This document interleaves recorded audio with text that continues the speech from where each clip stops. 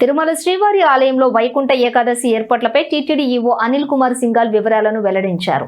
వైకుంఠ ఏకాదశి పర్వదినాన్ని పురస్కరించుకుని శ్రీవారి ఆలయంలో కోయిల్ ఆళ్వార్ తిరుమంజనం ఆగమోక్తంగా నిర్వహించినట్లు ఈవో తెలిపారు. వైకుంఠ ఏకాదశి, ద్వాదశి, త్రయోదశి రోజుల్లో కేవలం ఆన్లైన్ లక్కీ డిప్ ద్వారా టికెట్లు పొందిన 1.89 లక్షల మందికి మాత్రమే దర్శనం కల్పిస్తామన్నారు. టికెట్లు ఉన్న భక్తులు తమకు కేటాయించిన సమయానికే రావాలని సూచించారు. క్యూ లైన్లలో గంటల తరబడి వేచి ఉండాల్సిన అవసరం లేకుండా 2 గంటల్లోనే దర్శనం పూర్తయ్యేలా ప్రణాళిక రూపొందించామన్నారు. ఓం నమో వెంకటేశాయ. ఇవాళ వైకుంఠ ఏకాదశి సందర్భంగా కోయిల్ ఆళ్వార్ తిరుమంజనం కార్యక్రమం శాస్త్రోక్తంగా సాంప్రదాయబద్ధంగా నిర్వహణ జరుగుతూ ఉంది.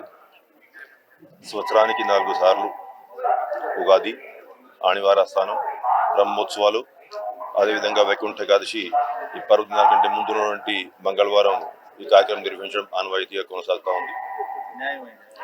ఉదయం నుంచి భక్తులందరూ కూడా దేవాలయ శుద్ధి కార్యక్రమం, పవిత్రమైనటువంటి కార్యక్రమాలని సాంప్రదాయబద్ధంగా నిర్వహిస్తూ ఉన్నారు. ఇప్పటికే ఈ వైకుంఠ ఏకాదశి కోసం దాదాపు ఒక 2 నెలల నుంచి అధికార యంత్రాంగం అందరూ కూడా కృషి చేస్తూ ఉన్నారు. పలుమార్లు అధికార యంత్రాంగం భక్తులు వస్తున్నటువంటి ఏరియాలన్నీ కూడా పరిశీలించి ఫీల్డ్ ఇన్స్పెక్షన్స్ నిర్వహించి ఎంట్రీ ఎగ్జిట్ పాయింట్స్, పకడ్బందీ బందోబస్తు, అన్నప్రసాదాలు, accommodation, queue line management, parking facilities ఇవన్నింటి మీద కూడా ప్రణాళిక సిద్ధం చేస్తే ప్రత్యేకంగా టీటీడీ బోర్డు కూడా ఒక సమావేశం దీని మీద ప్రత్యేకంగా ఏర్పాటు చేసుకొని చాలా పకడ్బందీ ఏర్పాట్లతో ముందుకు పోతా ఉన్నాం. ఇప్పటికే గవర్నర్ ముఖ్యమంత్రి వారు ఇచ్చేటువంటి దిశానిర్దేశం ప్రకారం టీటీడీ బోర్డు కొన్ని కీలకమైనటువంటి నిర్ణయాలు తీసుకోవడం జరిగింది. భక్తులందరికీ మీడియా ద్వారా ఇప్పటికే తెలియజేశాను.